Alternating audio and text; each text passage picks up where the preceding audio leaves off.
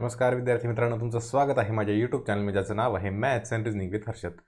आज आपण बघणार आहोत की गेल्या शनिवारी जी आपली स्टेट एक्साईजची जी मुख्य परीक्षा झाली होती पेपर 2, तर त्यामध्ये जे काही 10 आपले अंकगणित आणि बुद्धिमत्ता या विषयावर आले होते प्रश्न, तर ते प्रश्न आपण डिस्कस करणार आहोत आज या ठिकाणी की त्यांची अपेक्षित उत्तरं काय येऊ शकतात. आलं लक्षात? तर पहिली गोष्ट ही असणार आहेत आपली अंदाजित उत्तरे. बरोबर, तुम्हाला तर माहितीच आहे अंदाजित उत्तरे असणार आहेत, त्यामुळे आपण वर खाली पकडू शकतो की हे अशा प्रकारे बरोबर येऊ शकतात किंवा नाही. पण बऱ्यापैकी आपण सांगितलेले एक्सप्लेनेशन किंवा आपण सांगितलेली उत्तरे बरोबर येत आहेत, त्यामुळं आपण आजच्या या सेशनला सुरू करा. जर तुम्ही माझ्या चॅनलवर नवीन असेल तर माझ्या चॅनल सबस्क्राईब करा, सोबतच बेल आयकॉन देखील प्रेस करा, म्हणजे तुम्हाला माझ्या व्हिडिओचे नोटिफिकेशन मिळत राहतील. आलं लक्षात? सोबतच काल आपल्याला याची आन्सर केले आहे ऑफिशियल कशाची, तर लिपिक टंकलेखक, तर त्याचे तुम्ही मला जे मार्क आले असतील तर ते मार्क तुम्ही मला माझ्या टेलिग्राम चॅनल जो की बघा हाय CSAT हर्षद यावर तुम्ही मला नक्कीच कळवा. म्हणजे कसं आपल्याला मुलांचे एकदा मार्क समजले की आपण कट ऑफवर सविस्तरपणे चर्चा करू शकतो. लक्षात? त्यामुळे तुम्ही शक्य तितक्या जास्त प्रकारे मला तुमचे मार्क्स सांगण्याचा प्रयत्न करा. आपण त्यानुसार एक अंदाजित कट ऑफ कसा असू शकतो यावर चर्चा करू. लक्षात? तर 20/8/2022 म्हणजे शनिवारी झालेला जो काही आपला स्टेट एक्साईज सब इन्स्पेक्टरचा पेपर होता, पेपर 2, तर त्यामध्ये आलेले अंकगणित आणि बुद्धिमत्ता या विषयावरील प्रश्न आपण सॉल्व्ह करणार आहोत. थोडा डिले झाला मला हे एक्सप्लेनेशन देण्यासाठी, कारण माझी थोडी तब्येत बरी नसल्यामुळे मला ह्या गोष्टी करता आल्या, पण आपण व्यवस्थित करू इथून थोडं, काय हरकत नाही. लक्षात? प्रश्न पहिला बघूया. अशा प्रकारचा प्रश्न मी सेम घेतला होता बघा, माझ्या एक्सप्लेनेशनमध्ये असेल, मिशन तलाठी भरती सिरीजमध्ये असेल किंवा MPSCच्या सिरीजमध्ये असेल, पण हा मी एक प्रकारे प्रश्न घेतलेलाच आहे याची मला खात्री आहे. तुम्ही पाहू शकता, चेक करू शकता. एका रांगेत X हे सुरुवातीपासून 14व्या क्रमांकावर आहेत. म्हणजे काय घ्यायचं बघा, सुरुवातीपासून 14व्या स्थानावर, म्हणजे वरपासून X जो आहे तो 14व्या क्रमांकावर आहे. 14व्या क्रमांकावर याचा अर्थ त्याच्यावरती किती असणार लोक, तर त्याच्यावरती असणार 13. बघा Y जो आहे तो खालून म्हणजे शेवटाकडून 17व्या क्रमांकावर आहे, म्हणजे इथं पकडूया आपण Y, आणि Y हा खालून 17वा आहे, याचा अर्थ त्याच्या खाली किती असणार, 16 असणार. बरोबर. श्री A हे X आणि Y यांच्या बरोबर मध्ये आहेत, म्हणजे X आणि Y आहेत की नाही दोघ जण, यांच्या बरोबर मध्ये कुठेतरी हा A आहे, आणि X हे Y च्या पुढे आहेत, म्हणजे आपण हे घेतले ना हे बरोबर आहे बघा. म्हणजे उलट सुलट काय करावं लागणार नाही आपल्याला. X हा पहिल्या बाजूला आहे आणि Y जो आहे तो खालच्या बाजूला आहे. बरोबर. आपण अशी उभी रांग पकडूया ना, त्यामुळे आपल्याला लक्षात येईल हे X, हे A आणि हे Y. त्या रांगेमध्ये एकूण 48 व्यक्ती असतील, तर X आणि A यांच्यामध्ये किती व्यक्ती असतील आपल्याला विचारले. टोटल व्यक्ती दिल्यात आपल्याला 48. बरोबर. हे टोटल आहेत एकूण 48 व्यक्ती. त्यातले काय काय वजा करायचे, आपल्याला कोण कोण हवं आहेत, तर आपल्याला हा X सोडून आणि Y सोडून आणि X सोडून हे मधले जे आहेत ना A ला पकडून, कारण A देखील त्यांच्यामध्ये आहे ना, त्यामुळे ही जी टोटल मधली संख्या ही आपल्याला कळाली ना, तर X त्यांच्या बरोबर मध्ये होतो, त्यामुळे X पासून A चं अंतर किंवा X पासून Y चं अंतर आपल्याला दोन्ही काढता येतं. आलं लक्षात? बघा आता हे 48 टोटल संख्या आहे. या X पर्यंत वरती किती असणार, हे 13 अधिक X 14, म्हणजे इथं लिहितो मी 48 वजा 14 हे किती होणार, हे होणार 34. आता या 34 मधून हे Y अधिक त्याच्या खालचे 16 असे एकूण 17 वजा करावे लागतील, म्हणजे 34 वजा 17 बरोबर हे होणार 17. याचा अर्थ X आणि Y ला सोडून त्यांच्यामध्ये, म्हणजे ही जी मधली संख्या येणार आहे ही येणार आहे 17. बरोबर. याचा अर्थ X आणि Y यांना सोडून त्यांच्या दोघांच्या मध्ये 17 लोक आहेत. आपल्याला काय सांगितलंय, A जो आहे तो बरोबर मध्ये बसलेला आहे यांच्या, म्हणजे या 17 मधला 17 मुलांमधला एक पॉइंट येईल की ज्या ठिकाणी A बसला असेल, म्हणजे हा A येईल त्या दोघांच्या मध्ये 9व्या स्थानावर. बरोबर. हा जर 9व्या स्थानावर असेल, दोघांच्या मधला म्हणतोय मी, वरून खाली नाही, फक्त एवढ्या गोष्टीचा आता विचार करतोय आपण, या दोघांच्या मधल्या X आणि Y च्या मधल्या. हा जर 9वा असेल तर तो वरच्या बाजूला येणार 8 आणि खालच्या बाजूला येणार 8, म्हणजे 8 अधिक 8 16 अधिक A हा 17वा. याचा अर्थ X आणि Y मध्ये 17 व्यक्ती होतील. बरोबर. त्यांचा मध्यबिंदू घ्यायचा, म्हणजे A हा दोघांमधला 9वा होईल, आणि X आणि A आणि Y या दोघांच्या मध्ये प्रत्येकी 8-8 विद्यार्थी किंवा 8-8 व्यक्ती येतील, म्हणजे ऑप्शन नंबर 3 होणार हे आपल्या प्रश्नाचं बरोबर उत्तर. आलं लक्षात? मी आता डिटेलमध्ये घेतो, कारण तुम्हाला सगळ्या गोष्टी कळाल्या असेल किंवा बाकीच्यांनी देखील आन्सर टाकले असेल, त्यामुळे मी हे व्यवस्थित डिटेलमध्ये घेतो, म्हणजे कसं आपल्याला पुढच्या वेळी परत एकदा या पेपरचं विश्लेषण करायची गरज पडणार नाही. आलं लक्षात? पुढचा घेतो प्रश्न. हा बघा, पर्सेंटेजवर जाईल. मी तुम्हाला दरवेळी सांगतो की पर्सेंटेज हा अत्यंत महत्त्वाचा टॉपिक आहे. पर्सेंटेजवर प्रश्न येणार म्हणजे येणारच. प्रश्न काय दिलाय बघा, यामध्ये the publisher has to pay 3,700 as a printing cost. आता हे मी इंग्लिशमध्ये काय घेतलाय, ते जो मराठी व्हर्जन होतं ना या पेपरचं, तर त्यामध्ये काहीतरी कॅल्क्युलेशन वगैरे केलं होतं, तुम्ही कन्फ्यूज व्हायला नको यासाठी मी हा इंग्लिश व्हर्जनचा प्रश्न घेतलाय. काय सांगितलं बघा, प्रिंटिंग कॉस्ट म्हणजे बघा हा पोर्शन आहे ना, हा एवढा जो पोर्शन आहे ह्याची किंमत किती दिल्या, तर ती दिल्या 30,600 बरोबर. आता काय म्हटले, प्रिंटिंग कॉस्टवर त्याने 30,600 रुपये खर्च केला आणि तो टोटल कॉस्टचे किती आहे, तर तो आहे 20%. म्हणजे 30,600 आहे ना, ही असणार आहे 20%, बरोबर. पूर्ण मोठ्या किमतीची किंवा या पूर्ण सर्कलची जी किंमत असणार आहे ना, तर त्याचे 20% असणार आहे 3,600. म्हणजे आपण काय म्हणू शकतो बघा, 30,600 बरोबर 20/100 गुणिले एक्स. एक्स म्हणजे काय, तर टोटल या सर्कलची किंमत, बरोबर. सर्कलची किंमत म्हणजे ते पुस्तक छापण्यासाठी एकूण किती खर्च होतो सगळं पकडून, म्हणजे कसं transportation cost, printing cost, promotion cost, royalty, binding आणि पेपर कॉस्ट, या सगळ्याला मिळून जेवढा खर्च होतो त्याच्या 20% हा प्रिंटिंग कॉस्ट आहे. म्हणजे 30,600 जे असणार आहे तर ते या टोटल अमाऊंटचं 20% असणार आहे, बरोबर. या शून्याला हे शून्य घालूया, बे के बे इथं आला एक, बे पंचे 10, बे त्रिक 6, 0 0 आणि हे इकडे गेलं की एक्स बरोबर काय होणार, 15 300 गुणिले 10, हे किती होणार, एक्स बरोबर 1,53,000. ही झाली टोटल किंमत. आलं लक्षात. त्या पूर्ण पुस्तक एकदम मार्केटमध्ये लॉन्च करण्यासाठी झाली पूर्ण किंमत. आपल्याला काय विचारलं बघा, then what will be the amount of royalty to be paid for this books. म्हणजे या पुस्तकांसाठी जी रॉयल्टी म्हणून द्यायला लागणार आहे, रॉयल्टीचं सेक्शन बघायचं, रॉयल्टीचं सेक्शन किती आहे, 15%. म्हणजे या 1,53,000चं जर आपण 15% केलं तर आपल्याला मिळणार एकूण किंमत. लक्षात. हे मी डिटेलमध्ये मेथड सांगतोय, आपण शॉर्ट ट्रिकनं कसं करायचं हे देखील मी बोलेन तुमच्यासमोर. म्हणजे आता आपल्याला 1,53,000चं 15% काढावं लागेल. म्हणजे कसं, 1,53,000 गुणिले 15/100, हे किती होणार, या 2 शून्य 2 शून्य गेले, 15 ने ह्यांचा गुणाकार केल्यानंतर हे येतो बघा 22,950. आता हे कॅल्क्युलेशन तुम्ही करत बसा. 22,950 याचा अर्थ रॉयल्टीसाठी जो खर्च येणार आहे तर तो येणार आहे 22,950. आता बघा ह्याला आपण सोप्या पद्धतीने कसं सॉल्व्ह करू शकतो. काय म्हटलंय, या ठिकाणी प्रिंटिंग कॉस्ट 20% आहे, म्हणजे हे 30,600 20% आहे, बरोबर आहे की नाही. आणि रॉयल्टी किती टक्के आहे, तर रॉयल्टी आहे ती 15%. म्हणजे काय करायचं, याला किंवा ह्या ज्या किमतीत की नाही 30,600ला, याला आपण जर 4ने डिवाइड केलं आणि पुन्हा त्याला 3ने मल्टिप्लाय केलं तर आपल्याला देखील हीच किंमत मिळायला पाहिजे. 4ने काय डिवाइड करायचं, कारण हे 20 आहे, 5 चोक 20 होते आणि 5 त्रिक 15, बरोबर आहे की नाही. म्हणजे ही एक मेथड झाली. किंवा दुसरी मेथड बघा, आता हे 30,600 आहे की नाही, 30,600 ही किती आहे, 20%. 20%ला आपण कसं लिहू शकतो, 20/100 म्हणजे 1/5, बरोबर आहे की नाही. हे 20/100 हे सॉल्व्ह केलं की बे के बे पंचे 10, म्हणजे 30,600 किती असणार आहे, हे 1/5 किंमत असणार आहे. आपल्याला किती काढायचं आहे, 15%. 15%ला कसं लिहू शकतो आपण, 15/100 म्हणजे कसं, 5 त्रिक 15 आणि 20/5 ओके. आता हे तिरकं मल्टिप्लाय करून पुन्हा याला मल्टिप्लाय केलं की हे देखील आपलं उत्तर येऊ शकतं. तुम्हाला जसं कन्व्हिनियंट पडतं तसं त्या पद्धतीने तुम्ही सॉल्व्ह करू शकता. आलं लक्षात. आता इतर रॉयल्टी म्हणजे 15% विचारले. जर समजा तुम्हाला प्रमोशन कॉस्ट विचारले असेल तर प्रमोशन कॉस्ट म्हणजे किती आहे, तर 10% दिले आहे. म्हणजे सरळ सरळ या गोष्टीचं करायचं निम्म, म्हणजे आपल्याला मिळून जातो. तर अशा पद्धतीने आपण वेळ वाचायचा, प्रत्येक वेळी कॅल्क्युलेशन करायलाच पाहिजे असं काही नाही. आपल्याला कसं असतंय, ठराविक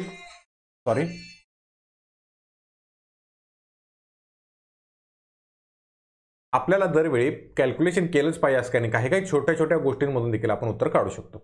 आलं लक्षात. आता या ठिकाणी बघा, प्रिंटिंग कॉस्ट 20% दिले, इथं बाइंडिंग कॉस्ट देखील 20% आहे, त्यामुळे त्या दोन्ही सेम होणार. प्रमोशन कॉस्ट आणि ट्रान्सपोर्टेशन कॉस्ट त्या दोन्ही सेम आहे, त्यामुळे ते देखील सेम होणार.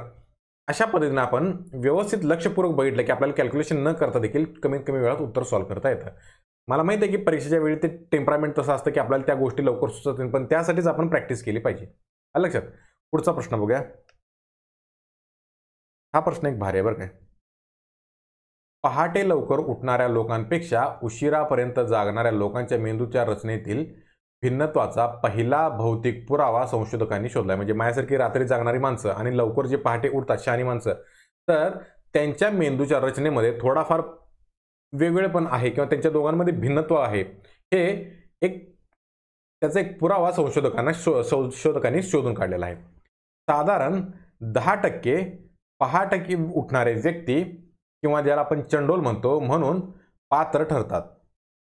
म्हणजे 10% व्यक्ती हे लवकर उठणारे 100%चा विचार केला तर, आणि 20% रातपिंगळे म्हणजे रात्री जागणारे लोक आहेत. उरलेले इतर सर्व आपल्यासारखे त्यांच्या दरम्यान कुठेतरी असतात. म्हणजे मध्ये एक एक जण थोडं लवकर झोपतात, उशिरा उठतात, त्यांच्या मधले जे लोक असतात ना तर ते उरलेल्या पर्सेंटेजमध्ये आहेत. पुढे काय म्हटलं बघा, चंडोलपेक्षा म्हणजे कोणाच्या पहाटे उठणाऱ्यांपेक्षा रात्री जे जागतात ना तर त्यांच्यात उदासीनतेचा म्हणजे डिप्रेशनचा धोका अधिक का असतो हे स्पष्ट करण्यासाठी त्यांच्या दोघातील जो मेंदूचा फरक आहे तो आपल्याला समजू शकेल असे या ठिकाणी म्हटले. म्हणजे जो काही पहिल्यांदा आपल्याला भौतिक शोध लागलाय की रात्री उशिरा जागणारे आणि पहाटे लवकर उठणारे यांच्या मेंदूमध्ये जे काही आपल्याला भिन्नत्व मिळालं आहे तर त्याचा फायदा आपल्याला कशासाठी होईल, तर तो फायदा होईल की रात्री जागणाऱ्यांमध्ये जे डिप्रेशन जास्त असतं तर त्याचं कारण शोधण्यासाठी या गोष्टीचा फायदा होईल आपल्याला असं या ठिकाणी दिलेलं आहे.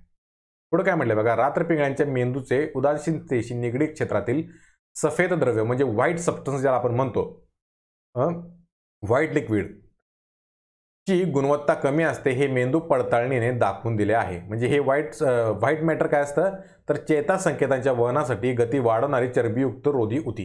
म्हणजे काय, जे काही आपल्याला डिप्रेशनमधून बाहेर काढण्यासाठी ज्या महत्त्वाच्या गोष्टी असतात तर त्या कशात असतात, त्या सफेद द्रव्याच्या माध्यमाने आपण एक सायन्सचा टर्म आहे की आपलं डिप्रेशन कमी होतं. ते सफेद व्हाईट जे द्रव्य आहे ना ते जास्त सिक्रेट झालं किंवा जास्त चांगल्या क्वालिटीचं झालं तर ते आपल्याला डिप्रेशनमधून बाहेर काढू शकतो. पण यांचं काय म्हणणं आहे की रातपिंगळे म्हणजे जे रात्री जे जागणार आहेत ना त्यांच्यामध्ये या सफेद द्रव्याची म्हणजे या व्हाईट मॅटरची गुणवत्ता कमी असते असं हे मेंदूच्या पडताळणीतून दाखवून दिलेलं आहे. मानसिक आरोग्याच्या समस्या टाळण्यासाठी रातपिंगळ्याने त्यांच्या झोपेचे तंत्राशी जुळवून घेण्याचा प्रयत्न केला पाहिजे. म्हणजे काय म्हटले त्यांनी, रात्री जागण्याची जी लोक असतात की नाही तर त्यांनी हा डिप्रेशनचा किंवा मानसिक स्वास्थ्याची जी समस्या आहे ना ती टाळण्यासाठी त्यांनी एक झोपेचं एक वेगळं तंत्र किंवा त्यांनी रेग्युलर प्रमाणे झोपलं पाहिजे असं एकंदरीत त्यांचं म्हणणं आहे. यांनीचे पॉईंट काहीतरी बरोबर असतील पण आपल्याला काय विचारलंय बघा, वरील युक्तिवादातील दोष सर्वात उत्तम प्रकारे अभिव्यक्त करणार. म्हणजे हे जे वाक्य आहे ते काही अंशी बरोबर आहे पण यामध्ये काहीतरी त्रुटी असू शकतात की नाही, तर ती त्रुटी किंवा तो जो दोष आहे ना तर तो आपल्याला खालच्या ऑप्शनमधून फाइंड आउट करायचा आहे. हे बरोबर असू शकेल ही नसू शकेल पण त्याचा आपल्याशी काही घेणं नाही आहे. पण हे जर दिलेला पॅसेज आपल्याला बरोबर आहे असं म्हणणं आहे त्यांचं आणि त्याच्यातील आपल्याला दोष शोधायचा आहे, त्याच्यातील आपल्याला दोष शोधायचा आहे. म्हणजे काय करायचं आहे, याच्यामधला असा पॉईंट शोधायचा आहे की तो सरसकट सगळ्यांना लागू होणार नाही.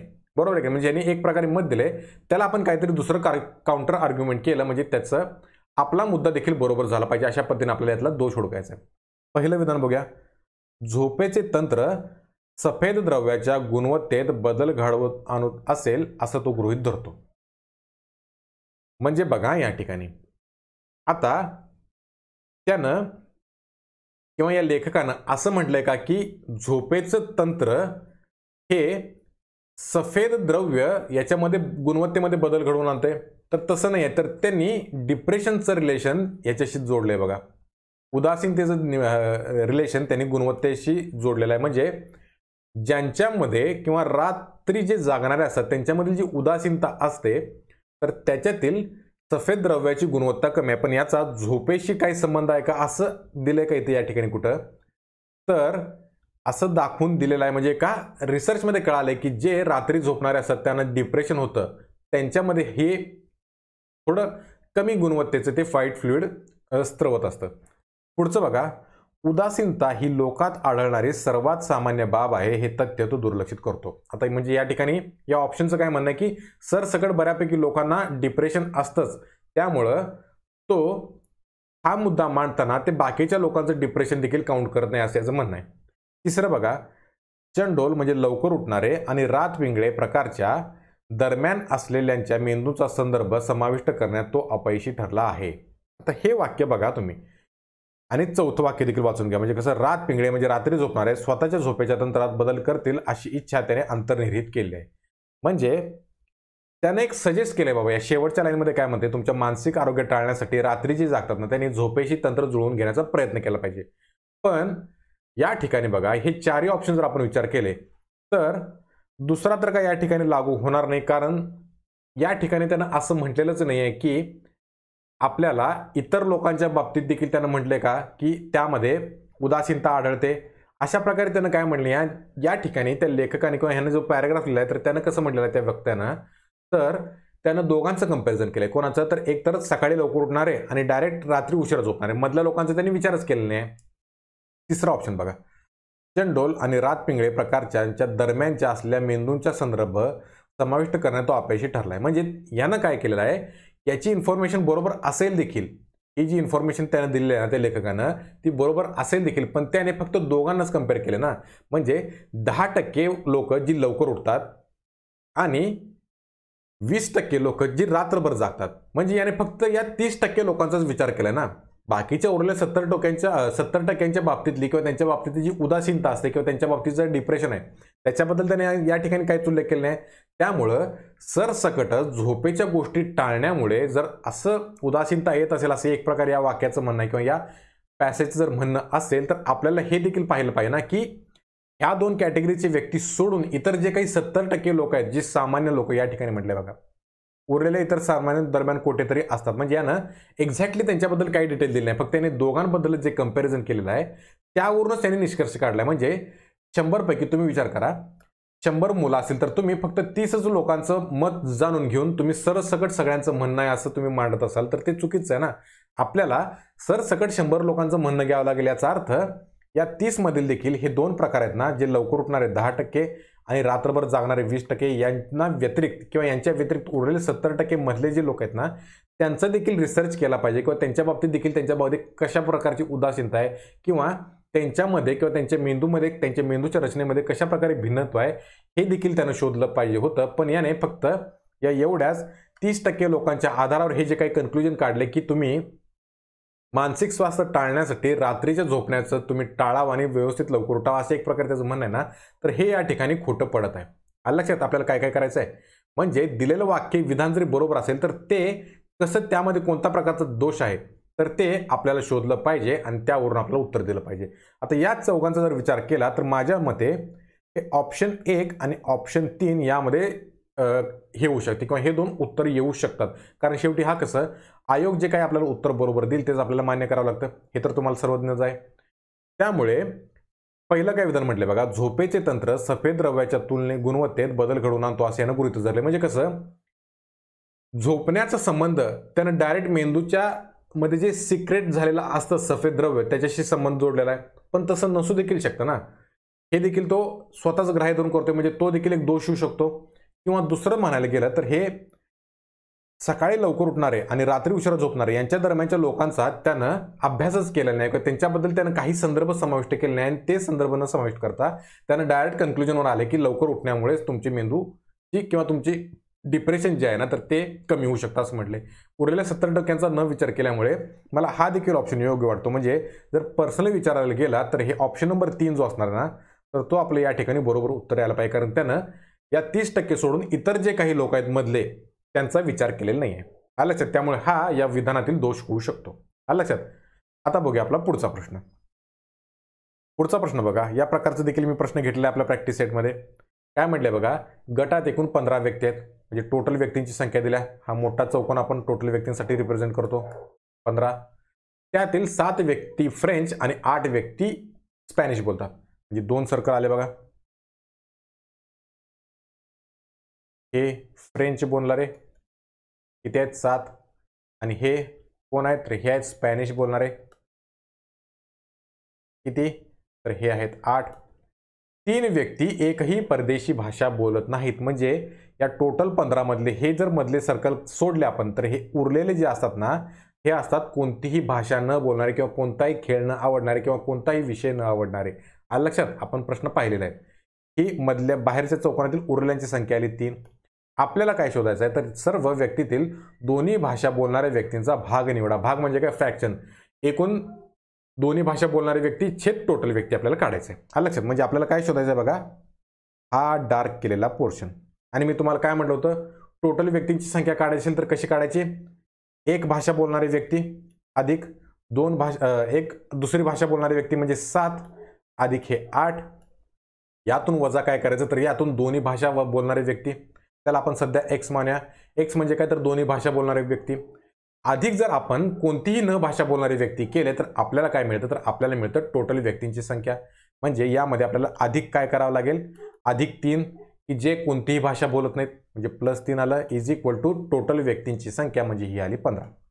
काय काय केलं लक्षात आलं. पुन्हा एकदा सांगतो, एक भाषा बोलणारे किंवा एक विषय आवडणारे व्यक्ती प्लस दुसरी भाषा किंवा दुसरं विषय आवडणारे व्यक्ती, त्याच्यातून मायनस काय करायचं म्हणजे या फ्रेंच आणि स्पॅनिशमधून काय वजा करायचं तर त्यामधून वजा करायचं हे दोन्हीही भाषा बोलणारे व्यक्ती, प्लस कोणतीही भाषा न बोलणारी व्यक्ती केली तर आपल्याला काय मिळतं, आपल्याला मिळते टोटल व्यक्तींची संख्या जी दिलेली आहे आपल्याला 15.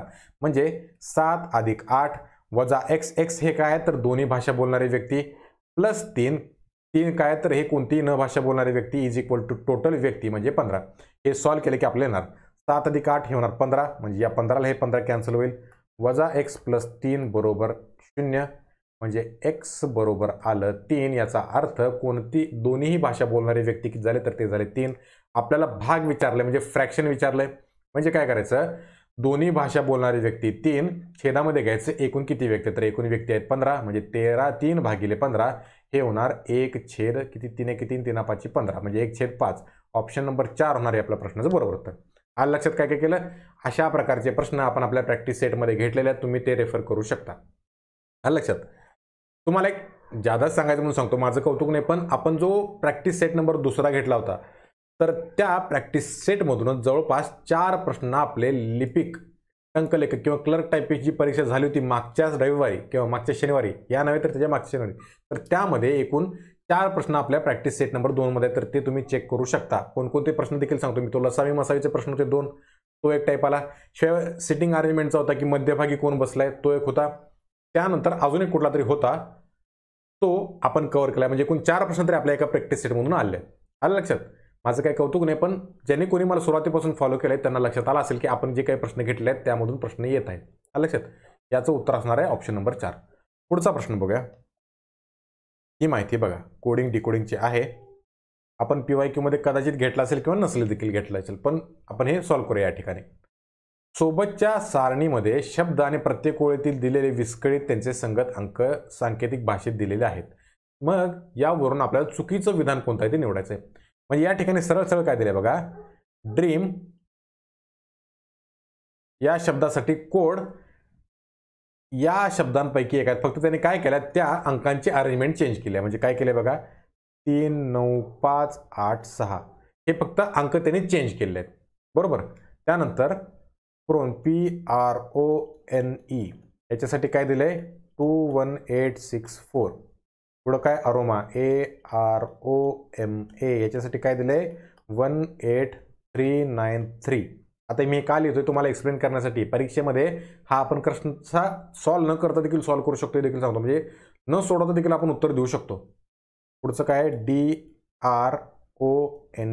ड्रोन ह्याच्यासाठी काय दिलं बघा 86152.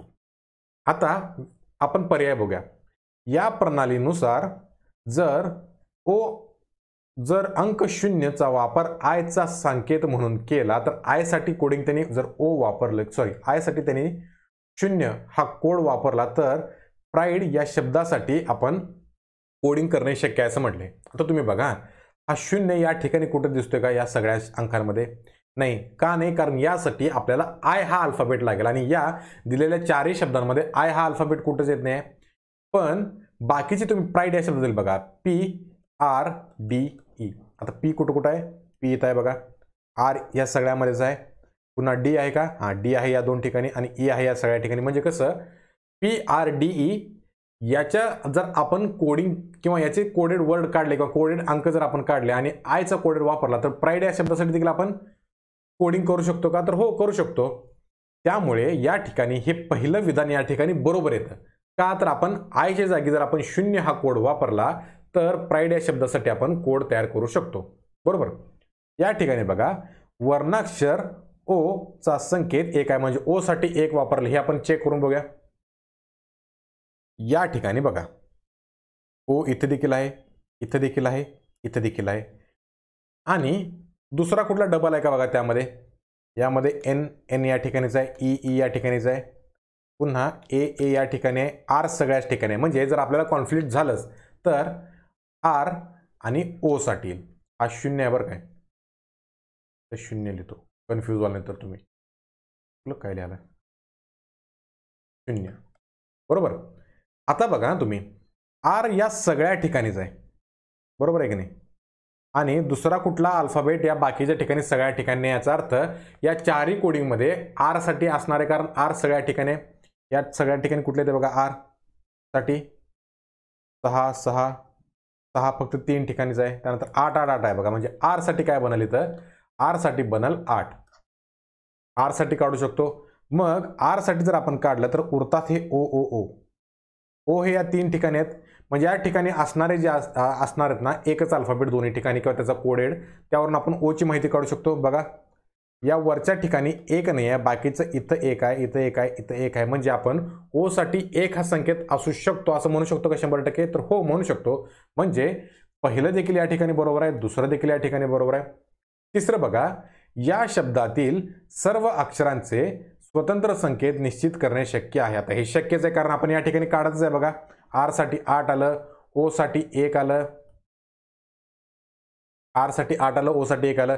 तसंच आपण ई साठी काढू शकतो बघा, इथं ई आहे, इथं ई आहे, इथं ई आहे. म्हणजे पहिल्यात दुसऱ्यात आणि चौथ्यात कुठलं कॉमन आहे, पहिल्या दुसऱ्यात ह्याच्यामध्ये 6 आहे बघा, 1 2 आणि ह्याच्यात 3. म्हणजे ई साठी देखील आलं आपलं काय, तर ई साठी आलं 6. अशा प्रकारे आपण सगळ्याच काढू शकतो, बरोबर आहे की नाही. त्यामुळं तिसरं देखील या ठिकाणी बरोबर आहे. त्यामुळे बाय डिफॉल्ट आपण चौथं चेक केलं नाही तरी चालतंय, चौथंच होणार या ठिकाणी बरोबर उत्तर, कारण चौथं हे विधान चुकीचं आहे. आता ते कसं ते मी तुम्हाला समजून सांगतो. इथलं खालचं सगळं खोडतो बरं काय.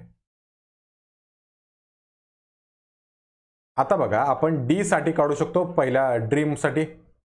ड्रीम साठी आपल्याला बाय डिफॉल्ट दिलेलंच आहे, बरोबर आहे की नाही. ड्रीम साठी आपल्याला काय दिलंय बघा वरती, DREAM. ड्रीम साठी काय दिले आपल्याला, तर 3 9 5 8 6 हे दिले, बरोबर आहे. आणि काय म्हटलं आपल्याला, यांचीच अरेंजमेंट करून आपल्याला करेक्ट कोडिंग मिळू शकतं. आपल्याला काय चेक करायचं आहे, या ठिकाणी आपण कशा कशाचं फाइंड आउट केलं, तर ई साठी फाइंड आउट केलं, बरोबर. ई साठी काय येईल 6. त्यामुळं या तिसऱ्या ठिकाणी करेक्ट आपल्याला विचारलं, विस्कळीत करण्यापूर्वी ड्रीमचा संकेत किती असेल, म्हणजे खरा कसा असेल चेंज करण्याआधी आपल्याला विचारले. म्हणजे या तिसऱ्या ठिकाणी 100% 6 यायला पाहिजे.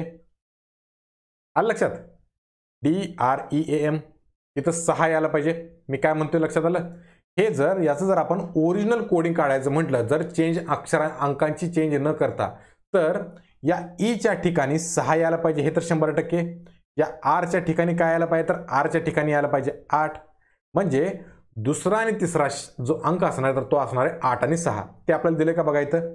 या ठिकाणी काय दिले, याच्याऐवजी आपल्याला दिले 5 8 3 6 9. पण या ठिकाणी 83 इथं येते, आपल्याला हवा येतं 86. याचा अर्थ ड्रीमसाठी जो संकेत येणार आहे तर तो कसा यायला पाहिजे, तर तो 5 8 6 3 9 असा यायला पाहिजे. म्हणजे चौथं विधान या ठिकाणी चुकीचं ठरतं. आलं लक्षात. एवढं सगळं सांगण्यामागचं प्रयोजन, मी तुम्हाला डायरेक्ट उत्तर न सांगता आपण कसे ऑप्शन बरोबर आणू शकतो हे चेक करायचं. आता तुम्ही बघा कसं असतं, तुम्हाला सांगतो. अशा प्रकारचे जे प्रश्न असतात ना, मोस्ट प्रोबेबली बऱ्यापैकी त्याचं कोडिंग निघत असतं. का, तर प्रत्येक शब्दासाठी त्याने एक सेपरेट कोड दिलाय बघा. म्हणजे प्रत्येक 5 अक्षरी शब्द आहे आणि त्यासाठी 5 अंकी कोड दिलाय. म्हणजे त्याच्याप्रमाणे आपण कोडिंग तर प्रत्येक अल्फाबेटचं करू शकतो या ठिकाणी. त्यामुळं अशा प्रकारचे जे असतात की नाही, ड्रीमसाठी काय बनल, या ठिकाणी एखादा तरी आपल्याला अंक चेंज करून दिला असतो. त्यामुळे पहिल्यांदा चेक करताना तेच करायचं. त्यानं माणूस तेच करतो. कारण हे बाकीचे कसं, हे बाकीचे चेक करण्यापेक्षा असे जे असतात ना, यामध्ये त्यांना उत्तर चुकीचं देण्याचा स्कोप जास्त असतो आयोगाचा. कारण तुम्हाला माहित आहे की बाकीचं ह्यांना माहिती आहे की शेवटचा ऑप्शन दिलाय, त्यामुळे मुलं काय करणार, सरसकट वरपासून खालीपर्यंत चेक करत येणार, बरोबर आहे की नाही. त्यामुळं अशा गोष्टींवर आपण सहसा लक्ष दिलं पाहिजे. आणि अशा गोष्टी ज्यांना कोणाला लवकर पकडता आल्या, तो जास्त मार्क या ठिकाणी घेऊन चालतो. आलं लक्षात. मी हा प्रश्न बऱ्यापैकी एक्सप्लेन केलाय. आपण बघूया आपला पुढचा प्रश्न. पुढचा प्रश्न बघा, हा मी घेतलेला आहे माझ्या लेक्चरमध्ये. मेथड देखील सांगितली होती तुम्हाला कसं करायचं. 1 2 3 4 1 2 3 4 1 2 3 4. म्हणजे हा 4 बाय 4चा आहे, तर कसं लिहून घ्यायचं, 1 2 3 4, हा 1 आहे असा इकडं, या दोघांची बेरीज करायची 1 अधिक 2 हे किती होणार 3, पुन्हा या तिरका बेरीज करायची 3 अधिक 3 हे होणार 6, ही पुन्हा तिरकी बेरीज करायची 4 अधिक 6 हे होणार 10, बरोबर. याची टोटल किती झाले बघा 10 अधिक 6 16, 16 अधिक 3 19, 19 अधिक 1 20, प्लस पहिलं सोडायचं, दुसरं घ्यायचं, तिसरं सोडायचं, चौथं घ्यायचं, हेच मी सांगितलं होतं अशा शब्दात. पहिलं सोडायचं, दुसरं घ्यायचं, तिसरं सोडायचं, चौथं घ्यायचं, म्हणजे 26 अधिक 6 अधिक 1 हे होणार टोटल 27. याचा अर्थ या आपल्याला दिल्या ह्याच्यामध्ये ट्रायंगल किती तर 27 ऑप्शन नंबर 3. लक्षात. सेम म्हणजे सेम प्रश्न घेतलाय मी आपल्या ह्याच्या ग्रुपवर देखील टाकतो मी टेलिग्रामचा, स्क्रीनशॉट घेऊन याचा. लक्षात. याचं उत्तर येणार 27. पुढचा प्रश्न बघूया. हा पण प्रकारचा मी घेतलेला आहे प्रश्न डायरेक्शन आणि डिस्टन्समध्ये. सूर्योदयापूर्वी सूर्यास्ताच्या वेळी या प्रकारे जे प्रश्न असतात तर ते मी लक्षपूर्वक बघा असं देखील सांगितलं होतं मुलांना. या ठिकाणी काय म्हटलंय बघा, सकाळी सूर्योदयानंतर म्हणजे सूर्य कुठं असणार त्यावेळी सूर्य असणार पूर्वेला, या आपल्या इकडच्या 8 दिशा, वरची उत्तर, खालची दक्षिण, ही पूर्व, ही पश्चिम, बरोबर. सूर्य पूर्वेला म्हणजे या बाजूला असणार, असं काहीतरी ऊन पडत असणार. दोघ जण एकमेकांच्या समोर उभारलेत, कोण कोण, नवीन आणि डॅनी. आत्ताच नाव द्यायला नको, हे बघा एकमेकांच्या समोर उभारलेत. जर डॅनीची सावली नवीनच्या उजवीकडे, आता सूर्य इकडून येत आहे, हे जर असे एकमेकांकडे बघत असतील तर या वरच्या माणसाची उजवी बाजू येणार ही आणि डावी बाजू येणार ही, करेक्ट. खालच्याचं बरोबर उलट होणार, कारण हा वरच्या बाजूला बघतोय त्यामुळे याची उजवी बाजू येणार ही आणि डावी बाजू येणार ही. आलं लक्षात. आरशात बघतो आपण तसं, इकडची बाजू डावी, इकडची बाजू ते उलट्या बाजूला दिसत असतं आपल्याला, बरोबर. आता काय म्हटलंय बघा, नवीनच्या उजवीकडे पडलेली आहे कोणाची सावली तर डॅनीची. आता उजव्या बाजूला सूर्य जर इकडं असेल तर सावली या बाजूला पडणार प्रत्येकाची, बरोबर आहे की नाही. या बाजूला अशी त्यांची सावली पडणार. आता कोणाची सावली कोणाच्या उजवीकडे म्हटले बघा, ही झाली उजवी बाजू. डॅनीची सावली जर नवीनच्या उजवीकडे पडत असेल, या बाजूला पडत असेल तर हा आपला 100% होणार नवीन आणि उरलेला दुसरा होणार आपला डॅनी डँगझॉम्पा, बरोबर. खालचा होणार डॅनी, वरच्या बाजू होणार नवीन. तर अलग लक्षात आपण काय काय केलं, नवीनच्या उजव्या बाजूला, उजवी बाजू ही सूर्य इकडे असल्यामुळे त्याची सावली बाय डिफॉल्ट त्याच्या विरुद्ध दिशेला पडणार, म्हणजे या बाजूला पडणार सावली. ही जर उजवी बाजू असेल तर ती कोणाची आहे तर ती नवीनची उजवी बाजू आहे, म्हणजे वरचा माणूस आला नवीन, खालचा बाजूचा माणूस आला डॅनी. काय विचारलं तर डॅनीचे तोंड नेमके कोणत्या दिशेला आहे त्याची निवड करा. डॅनीचे तोंड कोणत्या दिशेला आहे तर बघा हे असं वरच्या दिशेला आहे.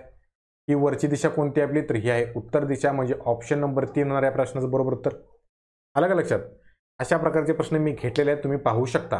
पुढचा प्रश्न बघूया. एकदम सोपा प्रश्न आहे.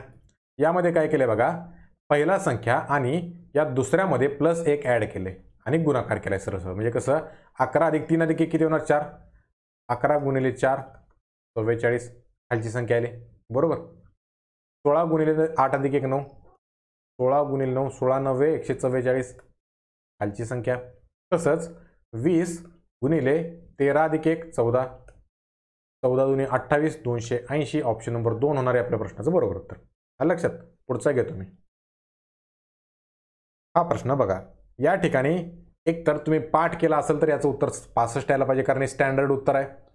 एका काय म्हणतात त्याला, जे दोन घड्याळ एकमेकांच्यावर काटे दिलेत बरं का आपल्याला इथं, म्हणजे कसं, हे जर समजा असेल तर 12 करेक्ट वाजले असताना तासाचा काटा आणि मिनिटाचा काटा एकमेकांच्या वरती असतात, बरोबर.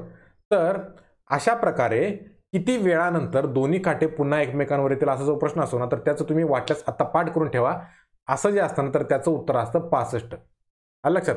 ते कसं मी तुम्हाला आता समजून सांगतो. या ठिकाणी काय म्हटलं बघा, 8 ते 9च्या दरम्यान वेळ दाखवत असताना दोन्ही काटे एकमेकांच्या वर आहेत. दोन्ही काटे एकमेकांच्या वर आहेत याचा अर्थ काय होणार, याचा अर्थ दोघांमधला अँगल किती होणार तर तो होणार 0 डिग्री, बरोबर. जर एकमेकांच्या विरुद्ध दिशेला असेल तर 180, एकमेकांवर असेल तर 0 डिग्री. हे मी आपल्या लेक्चरमध्ये सांगितलेलं आहे. म्हणजे कसं, theta is equal to 30h minus 11/2m. आता h म्हणजे काय तर h म्हणजे तास, m म्हणजे मिनिटं आणि थीटा म्हणजे अँगल. आता अँगल या ठिकाणी 0 आल्यामुळं हे इकडं होणार आणि हे कसं बनणार बघा, 11/2m बरोबर 30h. यावरून 8 ते 9च्या दरम्यान काढू शकता किती वाजता येतील ते दोन्ही काटे एकमेकांच्यावर, बरोबर. आणि आपल्याला पुढं एकमेकांवर वेळ दाखवणार, म्हणजे त्याच्यानंतर पुन्हा कधी येतील, तर त्यासाठी आपल्याला काय करावं लागेल, हे जर आपण 8 ते 9च्या दरम्यान काढलं, त्यानंतर पुन्हा आपल्याला 9 ते 10च्या दरम्यान किती वाजता एकमेकांच्या वरती येतील ते बघायचं आणि दोघांच्या मधला जो मिनिटाचा डिफरन्स असणार ना, तर ते असणार आपलं उत्तर. शांतपणे मी एक्सप्लेन करतो, आपल्याला काही घाई नाही आहे. 10च प्रश्न आहेत, आपण व्यवस्थित कव्हर करू शकतो. सगळ्यात तरी आपण 8 ते 9 साठी करूया. या ठिकाणी एच काय येणार, तर आवर 8 वाजून समथिंग मिनिटं झाले, त्यामुळे एच इथं 8 येणार, बरोबर. म्हणजे एम बरोबर 30 गुणिले 8 गुणिले 2 छेदामध्ये 11.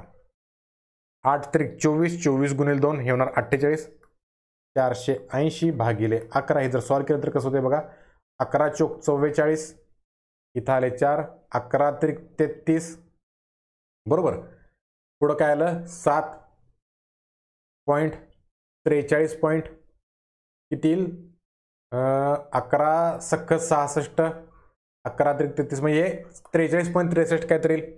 म्हणजे 8 वाजून 43 मिनिटांनी सर्वसाधारण हे जे असणार आहे, तर ते एकमेकांच्या वरती असणार आहे. इथं लिहून ठेवतो मी कोपऱ्यात, 8 वाजून 43 मिनिटं. आता आपण कॅल्क्युलेट करूया कशाचं, तर कॅल्क्युलेट करूया आपण 9 ते 10च्या दरम्यान. कारण इथं काय म्हटलंय बघा, अंदाजे किती मिनिटांनी, म्हणजे 8 ते 9च्या दरम्यान, नंतर 9 ते 10च्या दरम्यान पुन्हा काटे तसे एकमेकांच्या वर कधी दिले आपल्याला विचारले, म्हणजे आपल्याला घ्यावं लागेल 9 ते 10. या ठिकाणी पुन्हा एकदा कसं बनेल बघा, एम बरोबर 30 गुणिले, आता एच या ठिकाणी 9 ते 10चं घ्यायचं आहे म्हटल्यावर 9 वाजून समथिंग मिनिटं होणार, बरोबर आहे की. त्यामुळे एच इथे येणार 9 गुणिले हे खालचं दोन्हीकडे गेले की होणार वरती 2 छेदामध्ये 11. आता 9 त्रिक 27, 27 गुणिले 2 किती होणार, हे होणार 54. 540 छेद 11 बरोबर आहे ना, 9 त्रिक 27, 18 त्रिक 54 बरोबर.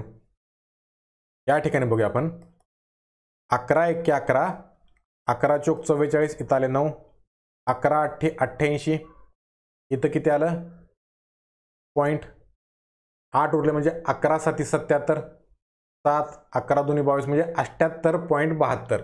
म्हणजे हे 9 वाजून 48 मिनिटांनी हे होणार. आलं लक्षात. म्हणजे बघा 9 वाजून साधारण 48 मिनिटांनी पुढच्या वेळी किंवा पुढच्या तासाला दोन्ही काटे एकमेकांच्या वर येणार. इथपर्यंत गोष्टी लक्षात आला. म्हणजे 9 वाजून 48 मधून जर आपण 8 वाजून 48 वजा केलं, तर आपल्याला मिळणार एकूण किती तासानंतर किंवा किती मिनिटानंतर आपल्याला ते घड्याळ ते काटे एकमेकांच्या वर येतील.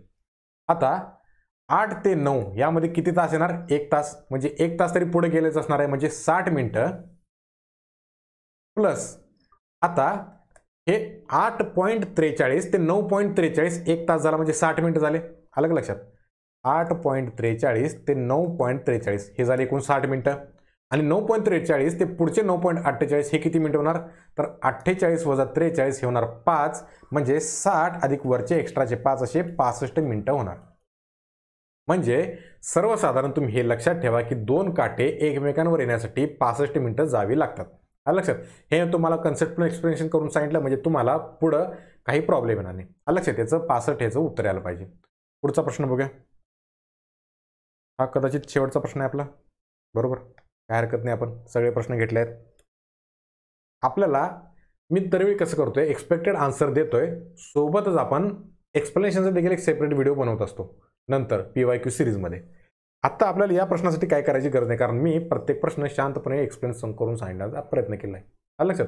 या ठिकाणी बघा, सर्व खूप मोठ्या संख्येने प्राणी प्रदर्शित करण्याऐवजी अनेक आधुनिक प्राणी संग्रहालये धोक्यात असलेल्या मोजक्या प्राण्यांना प्रदर्शित करून संवर्धनाच्या आवश्यकतेचे स्पष्टीकरण करण्याला पसंती देत आहेत. म्हणजे कसं, सरसकट सगळी प्राणी न भरता प्राणी संग्रहालय आहेत ना, तर ते मोजक्या प्रकारे अशी जी धोक्यात असलेली एंडेंजर्ड स्पीसीज असतात ना, धोक्यात असलेले प्राणी, त्यांचं संवर्धन करण्यासाठी त्यांना आपल्या प्राणी संग्रहालयामध्ये आणतायत. का, तर आपल्याला त्यांचे संवर्धन करणं आवश्यक आहे. हे कारण देऊन ते मोठ्या संख्येने भरपूर प्राणी न आणण्याच्या ऐवजी जे काही असे काय म्हणतात त्याला आपण, धोक्यात असलेले प्राणी असतात ना, तर तेच आणत आहेत.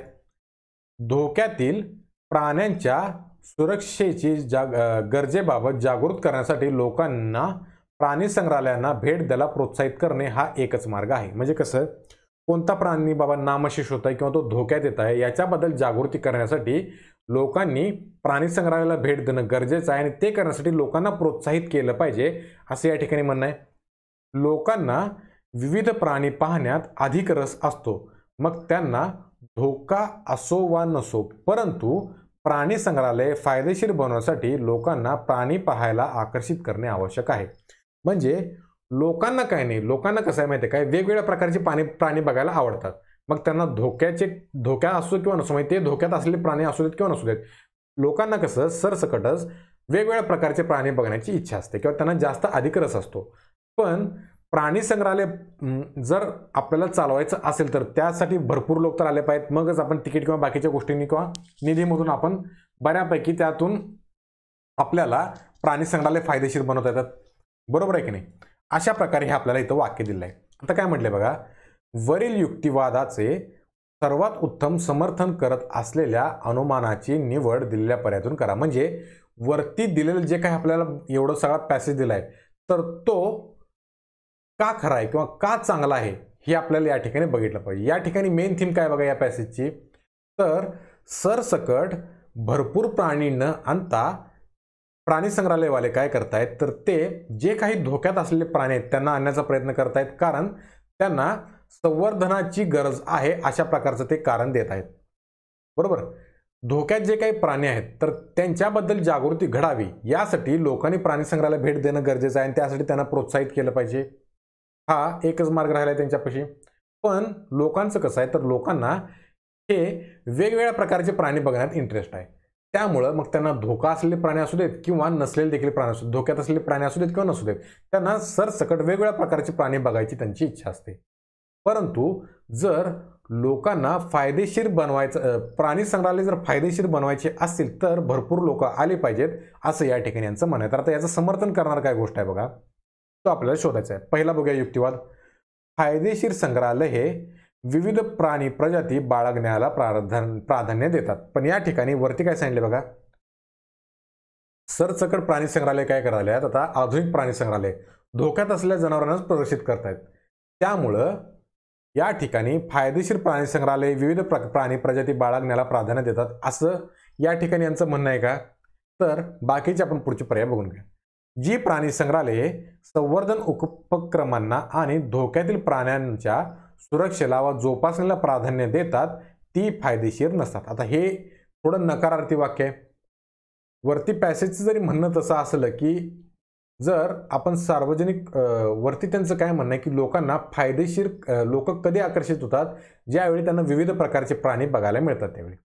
बरोबर, पण धोक्यात ठेवलेल्यांमुळं किंवा धोक्यात असलेल्या प्राण्यांचा आणि सुरक्षा आणि त्यांची जोपासना केली तर ते फायदेशीर होत नाहीत असं तर नाही आहे.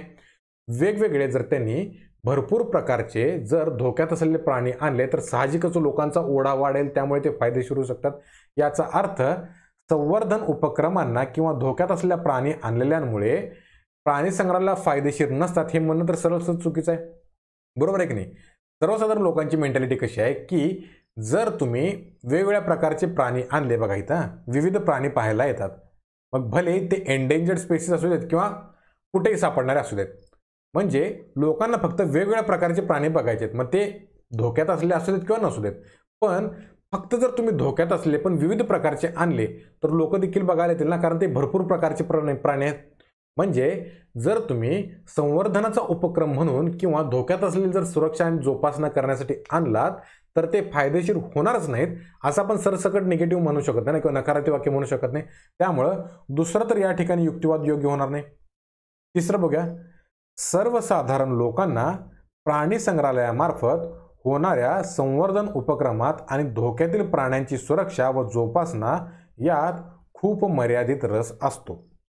आता हे वाक्य बघा तुम्ही, इथं तर सरळ सरळ काय म्हटलंय त्याने, लोकांना तुम्ही संवर्धन करा न करा, धोक्यातले प्राण्यांना किंवा सरसकट मिळणाऱ्या प्राण्यांना, लोकांना त्यांच्याशी काही देणं घेणं नाही आहे. लोकांचा इंटरेस्ट कधी येतो, ज्यावेळी भरपूर प्रकारचे प्राणी त्या ठिकाणी असतील. आता तुम्ही साधं उदाहरण घ्या, आपल्या पुण्यातलं कुठलं आहे, राजीव गांधी उद्यालय कात्रजला आहे. बरोबर, त्यामध्ये जर समजा तुम्ही 100 रुपये तिकीट काढून गेला, मला तिकीट आता किती माहित नाही, आम्ही गेलो त्यावेळी कमी होतं कदाचित, 100 रुपये तिकीट काढून गेला तुम्ही, पण जर तुम्हाला 10-12 प्राणी दिसले तर तुमचा मूड खराब होणार की नाही? एवढं सगळं फिरत बसायचं आणि जास्त प्राणी पाहायला मिळाले नाही तर ते जर तिथे वेगवेगळ्या प्रकारचे भरपूर असेल, पण ते नेहमीचे आढळणारे हत्ती बित्ती असू देत किंवा मग एंडेंजर्ड होणारे स्पेसिस जे काही हिमालयन रिजनमध्ये सापडतात, आपल्या पश्चिम घाटात सापडतात, ते जर असले तर तुम्हाला इंटरेस्टच येईल ना. भले ते धोक्यातले असू देत किंवा नसू देत, भरपूर प्राणी बघायला मिळाले की तुमचा टाइमपास होणार, पैसे वसूल झाले, आपण साध्या भाषेत बोलायचं म्हटलं तर. बरोबर आहे की नाही? म्हणजे सर्वसाधारण लोकांना जर आपण विचार करायला गेलो तर तुम्ही जे काही जतन वगैरे करताय किंवा संवर्धन कार्यक्रम करताय किंवा धोक्यातील प्राण्यांची सुरक्षा करताय, याच्यात लोकांना काही इंटरेस्ट नाही आहे. पण जर त्यांना भरपूर प्रकारचे प्राणी पाहायला मिळाले तर ते त्या ठिकाणी बघायला भरपूर येणार. म्हणजे या ठिकाणी तिसरं हे त्या ठिकाणी सर्वोत्तम अनुमान होऊ शकतं. चौथं देखील आपण चेक करून बघूया. फायदेशीर असल्याखेरीज प्राणी संग्रहालयांना संवर्धन उपक्रमासाठी खर्च करता येणार नाही. हे वाक्य जरी बरोबर असलं तरी वर दिलेल्या माहितीचं समर्थन तर करत नाही ना ते. बरोबर आहे की नाही? म्हणजे फायदेशीर असेल तरच त्यांनी ते प्राणी संग्रहालय त्यांच्यावर खर्च करणार ना. आता आमच्या सांगलीमध्ये एक जिजामाता उद्यान नावाचं होतं. आम्ही ज्यावेळी लहान होतो त्यावेळी वाघ, सिंह वगैरे भरपूर प्राणी असायचे. आम्हाला जायला लय आवडायचं तिथं. पण आता ते पूर्ण बंद केले, तिथं फक्त बागच उरले आता. म्हणजे कसं, त्या प्राण्यांची जोपासना करण्यासाठी कदाचित त्यांना व्यवस्थितपणे खर्च करता आला नाही किंवा ते फायदेशीर ठरलं नाही त्यांना, त्यामुळे ते बंद करण्यात आलं ना. म्हणजे सर्वसाधारण जरी जनरल मेंटॅलिटी असेल किंवा जनरल गोष्टी असतील या की फायदेशीर असल्याखेरीज सर्वाधिक संवर्धन उपक्रमावर खर्च करता येईल, असं जरी असलं तरी आत्ता या दिलेल्या माहितीशी रिलेव्हन्स काही त्याचा वाटत नाही आहे. पण त्यातल्या त्यात जर आपण पाहिलं तर तिसरं जास्त कन्व्हिनियंट ठरतं. कारण या ठिकाणी त्यांनी म्हटलंय बघा, खूप मोठ्या संख्येने प्राणी प्रदर्शित करण्याऐवजी मोजक्याच धोक्यात असलेल्या प्राण्यांना प्रदर्शित करणे. आता या ठिकाणी काय म्हटले बघा, मोठ्या संख्येने प्रदर्शित केलं तरच जास्त लोक बघायला येतील. कारण कसं, या ठिकाणी म्हटले बघा, लोकांना विविध प्राणी पाहण्यात रस असतो. म्हणजे वेगवेगळ्या प्रकारचे प्राणी असले पाहिजेत, मग ते धोकाग्रस्त असू देत किंवा नसू देत. याचा अर्थ लोकांचा जो इंटरेस्ट आहे ना, तर तो थोडा लिमिटेड झाला ना. म्हणजे कसं, कमी प्राणी तुमच्याकडे भलेही एंडेंजर्ड स्पेसिस असू देत किंवा नसू देत, पण तुमच्याकडे जर भरपूर प्राणी बघायला असतील तरच मी येणार तुमच्याकडे. हा सर्वसाधारण लोकांची मेंटॅलिटी झाली. तेच ह्या ठिकाणी म्हटले बघा, सर्वसाधारण लोकांना सरसकट म्हटले, सर्वसाधारण म्हटले म्हणजे जे काही अभ्यास करायला जातात ते त्या ठिकाणी एंडेंजर्ड स्पेसिस बघायला जातात. पण तसं नाही आहे सर्वसाधारण लोकांना. आता आपण कसा अभ्यास करतो म्हटल्यावर पर्यावरणाचा अभ्यास केला की आपल्याला साधारण माहीत असतं की हा प्राणी एंडेंजर्ड स्पेसिस आहे, तो या ठिकाणी बघायला मिळतो, तो कसा दिसतो, हे आपली बघण्याची क्युरिओसिटी असते. पण जर तुम्ही आपल्या आई वडिलांचा किंवा लहान मुलांचा विचार केला तर त्यांना काय नाही, त्यांना हत्ती पण बघायला आवडतो आणि ते वेगळ्या प्रकारचं लायन टेल मकॅक देखील बघायला आवडतं. म्हणजे कसं, सर्वसाधारण लोकांना प्राणी संग्रहालयामध्ये जे काही तुम्ही जतन वगैरे करताय किंवा वेगवेगळ्या प्राण्यांचं जे संवर्धन करताय ते बघण्यात काही इंटरेस्ट नाही आहे. तो तिथं प्राणी आहे ना, तर ते बघण्यात त्यांना इंटरेस्ट आहे. भले तुम्ही त्याचं संवर्धन करा किंवा काहीही करा, त्यांना काही घेणं देणं नाही. अशा प्रकारे म्हणजे जास्त रस नाही आहे त्यांना, सर्वसाधारण लोकांना. त्यांना फक्त जास्त व्यवस्थित पाहायला मिळणे प्राणी हे गरजेचं असतं. बरोबर आहे की नाही? त्यामुळं वरती एकंदरीत पॅसेजमध्ये लेखक देखील असंच म्हणतो की आता मोठ्या संख्येने प्रदर्शित न करता आपण धोक्यात असलेले प्राणीच प्रदर्शित केले पाहिजेत. आणि ते धोक्यातले प्राण्यांची संख्या जर जास्त असेल तर लोकांचा लोंढा येऊ शकतो पाहण्यासाठी. जर मर्यादितच ठेवला तर लोकांचं देखील येणं कमी होईल. अशा एक प्रकारे त्याचं सूचक वाक्य आहे. ते खरं कुठलं करतो विधान, तर हे तिसरं विधान करतं. त्यामुळे माझ्या मते ऑप्शन नंबर 3 हे या प्रश्नाचं बरोबर उत्तर आलं पाहिजे. बरोबर. हे आता आपले 10 प्रश्न जे झालेत ना, तर त्यातील 2 प्रश्नांबाबत मी 50-50 आन्सर सांगितलं होतं. बरोबर. कारण कसं असतं, हे प्रश्न थोडे लॉजिकल असर्शन रिझनिंगचे म्हणा किंवा अझम्पशन कन्क्लुजन यावरचे असतात. त्यामुळे कसं, आयोग जे म्हणल तेच आपलं उत्तर मान्य करावं लागतं. त्याला आपण काय विचारू शकत नाही. एखादा फॉर्म्युलाबद्दलचा आपला प्रश्न असेल, तो चुकीचा दिलेला असेल तर आपण त्यावर कमेंट करू शकतो किंवा आपण ऑब्जेक्शन घेऊ शकतो. पण या प्रश्नावर करू शकत नाही. आयोग किंवा पेपर सेटर जे म्हणाल ते आपल्याला योग्य पकडावं लागतं. त्यासाठी मी 10 पैकी 8 प्रश्नांची तुम्हाला उत्तर दिली. आणि हे जे 2 प्रश्न आहेत म्हणजे कोणकोणते, हे प्राणी संग्रहालयाचा एक प्रश्न आहे तो, आणि त्यानंतर ते रात्री झोपणारे सकाळी उठणारे तो प्रश्न, त्याबाबत आपण कसं आहे, आयोग जे म्हणाल ते उत्तर मानूया. पण सध्याच्या घडीला हे उरलेले जे बाकीचे 8 प्रश्न आहेत की नाही, तर ते 8 प्रश्न त्याची उत्तर तुम्ही बघू शकता आणि त्यावरून तुमचा एक अंदाजित स्कोर काढू शकता. कारण आपण हे मॅथ्स रिजनिंग दिलं, बाकीच्या शिक्षकांचं देखील तुम्ही अनालिसिस पाहिलं असेल, त्यावरून एक अंदाजित स्कोर काढा. अजून एक 4-5 दिवसात आन्सर की येऊन जाईल. मला CSAT हर्षद या टेलिग्राम चॅनलवर मला तुमचे मार्क कळवा. आलं का लक्षात? मार्क कळवा म्हणतोय मी, कट ऑफ विचारू नका. अजून सांगतोय मी, कट ऑफ विचारू नका. सगळ्यांचे मार्क आल्यानंतर आपण अंदाजित काढू. पण सध्याच्या घडीला अजून मुलांचे मार्क कळत नसल्यामुळे आपण काही सांगू शकत नाही. आलं लक्षात? तर आता काय करूया बघा, आपण जसजसा पेपर होईल तससा मी आपलं पेपर सोल्युशन किंवा एक्सपेक्टेड आन्सर देण्याचा प्रयत्न करण्यास सोबतच आता आपण काय करायचं आहे 1 तारखेपासून आपल्याला कंबाईन मेन्सची जी 2020ची कोर्टात केस असलेली परीक्षा आहे तर ती होणार आहे. त्यासाठी दररोजचे आपण एक 10 प्रश्न असलेले आयोगाच्या धर्तीवरचेच 10 प्रश्नांचे एकूण किती घेऊया 10 घेऊया. फक्त त्या स्पेसिफिक असतील 10 ते 15 घेऊया. 10 ते 15 पेपर सेट घेऊया मागच्या वेळेसारखंच, म्हणजे कसं तुमचे 150 प्रश्नांचा सराव होईल. सोबतच जी आपली कंबाईनची पूर्वपरीक्षा होणार आहे 8 ऑक्टोबरला त्याच्यासाठी देखील आपण गेलेल्या प्रश्नांचा ॲनालिसिस प्लस नवीन प्रॅक्टिस प्रश्न अशा प्रकारची सिरीज सुरू करणार आहोत. त्यासाठी मला तुमचं सहकार्य मिळेल अशी आशा करतो. आज या ठिकाणी मी थांबतो. तब्येत बरी नसल्यामुळे जास्त वेळ तुमचा घेत नाही. जय हिंद, जय महाराष्ट्र.